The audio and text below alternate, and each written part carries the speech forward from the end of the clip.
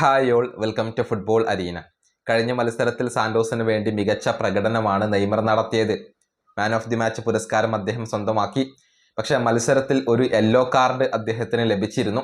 അതുകൊണ്ട് തന്നെ നെയ്മർക്ക് ഇപ്പോൾ സസ്പെൻഷനാണ്. അടുത്ത ഫ്ലമംഗോക്കെതിരെയുള്ള മത്സരത്തിൽ അദ്ദേഹത്തിന് കളിക്കാൻ കഴിയില്ല. ഇതുമായി ബന്ധപ്പെട്ടുകൊണ്ട് ചില റിപ്പോർട്ടുകൾ ഇപ്പോൾ പുറത്തേക്ക് വന്നിട്ടുണ്ട്. അതായത് നെയ്മർ ജൂനിയർ ഡ്രസ്സിംഗ് റൂമിൽ വെച്ചുകൊണ്ട് കരഞ്ഞു എന്നാണ് ഇപ്പോൾ അറിയാൻ സാധിക്കുന്നത്. ഈ സസ്പെൻഷൻ ലഭിച്ച കാര്യത്തിൽ നെയ്മർക്ക് വലിയ സങ്കടവും നിരാശയുമുണ്ട്. അതുകൊണ്ട് ഡ്രസ്സിംഗ് റൂമിൽ വെച്ചുകൊണ്ട് നെയ്മർ കരഞ്ഞു എന്നാണ് അറിയാൻ സാധിക്കുന്നത്. ഫ്ലമംഗോക്കെതിരെയുള്ള മത്സരത്തിൽ കളിക്കാൻ നെയ്മർ ജൂനിയർ വളരെയധികം ആഗ്രഹിച്ചിരുന്നു. അത് ഒരു നിർണായക മത്സരമായിക്കൊണ്ടായിരുന്നു നെയ്മർ പരിഗണിച്ചിരുന്നത്. ആ മത്സരമാണ് സസ്പെൻഷൻ മൂലം ഇപ്പോൾ നെയ്മർക്ക് നഷ്ടമാകുന്നത്. അക്കാര്യത്തിൽ നെയ്മർക്ക് വലിയ സങ്കടമുണ്ട് എന്നാണ് ബ്രസീലിയൻ മാധ്യമങ്ങൾ റിപ്പോർട്ട് ചെയ്തിട്ടുള്ളത്.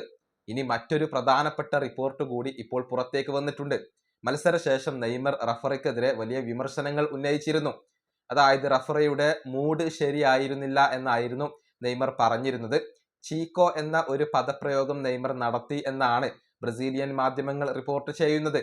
യഥാർത്ഥത്തിൽ അത് സ്ത്രീകളുടെ മൂഡ് സ്വിങ്സുമായി ബന്ധപ്പെട്ട ഒരു പ്രയോഗമാണ്. ഇതിനെതിരെ ഒരു പരാതി പോയിട്ടുണ്ട്.